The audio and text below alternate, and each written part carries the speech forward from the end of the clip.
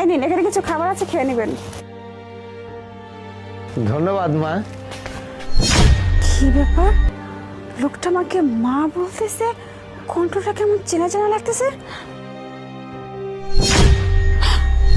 আরে তোমার বাবা, বাবা এখানে এই অবস্থা কি করতেছে? না,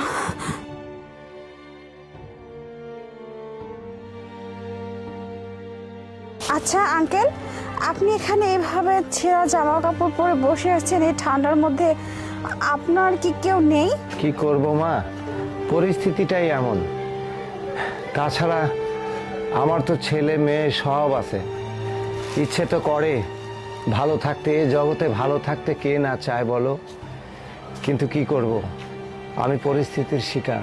কি বলছেন? আপনার ছেলে আছে, মেয়ে আছে, বাড়িঘর সবই আছে, তাহলে আপনি এই ঠান্ডার মধ্যে রাস্তায় কেন শুয়ে আছেন? আপনার কি এমন পরিস্থিতি হলো যাতে করে আপনি রাস্তায় থাকতে বাধ্য হলেন? মারে, ওগুলো শুনে আর কি হবে, অনেক লম্বা কাহিনী, আর এসব কথা বলে লাভ নেই। আসলে বিষয়টা হলো আমার ভাগ্যে যা ছিল তাই হয়েছে, এগুলো শুনে আর কি হবে। আঙ্কেল, কি এমন ঘটনা যে আমাকে বলা যাবে না? বলুন না, এরকমও তো হতে পারে যে আপনার ঘটনা শুনে আমি আপনাকে কোনোভাবে সাহায্য তো করতে পারি, তাই না? মারে, আজ থেকে 5 বছর আগের কথা, আমার গ্রামের একটা ঘটনা। গ্রামে আমার স্ত্রী, সন্তান, মেয়ে সবাই ছিল। তো গ্রামে যাওয়ার পরে কিছুদিন পর আমার ওয়াইফটা মারা যায়।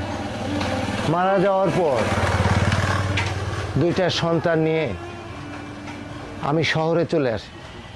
শহরে আসার পরে অনেক কষ্ট, অনেক কাজ করে, অনেক পরিশ্রম করে তাদেরকে আমি লেখাপড়া শেখাই। লেখাপড়া শেখানোর পরে তারা প্রতিষ্ঠিত হয়। হঠাৎ করে বড় মেয়েটা আমাকে বলল যে তার নাকি বাহিরে একটা চাকরির জব হয়েছে। তো তখন আমি বললাম যে টাকা পয়সা কত লাগবে, সে আমাকে বলল। আমি অনেক চেষ্টা করে যেই কোনোভাবে জোগাড় করে দিলাম, সে বাহিরে চলে গেল। বাহিরে চলে গেল, তারপর থেকে তার সাথে আর যোগাযোগ নেই। কিন্তু হ্যাঁ, আমার ছোট ছেলে